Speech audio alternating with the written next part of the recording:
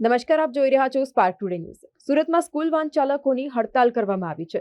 સુરતમાં પણ 15,000 school van ચાલકો હડતાલમાં જોડાયા. આરટીઓ અને ટ્રાફિક પોલીસની હેરાનગતિને કારણે તેઓ હડતાલ પર ઉતર્યા હોય. 20-25 હજાર રૂપિયા દંડ આપવામાં આવે છે.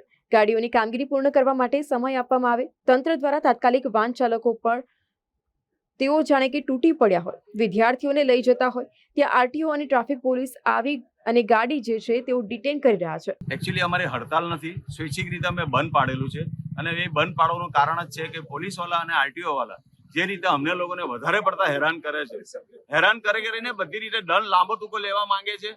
પણ દંડ ભરીએ ક્યાંથી? હજુ તો સ્કૂલ સ્ટાર્ટ થઈ.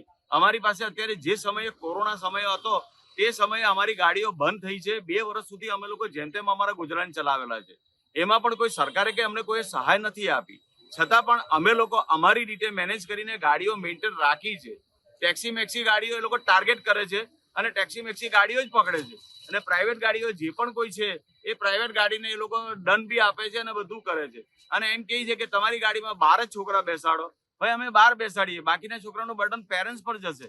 અમારે એવું નથી કરવું. અમારે તો બધી રીતે બંને બાજુથી એકબીજાના સહકારથી કામ કરવું છે.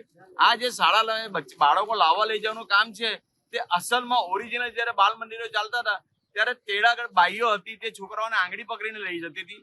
હવે આ આજના આધુનિક જમાનામાં અમે લોકો જે સમય જતા ઇલેક્ટ્રોનિક મીડિયા ને આ બધું, તો અમે લોકો વાનમાં લાવવા માંડ્યા. છોકરાઓ સુરતની અંદર કેટલી વાહનો છે?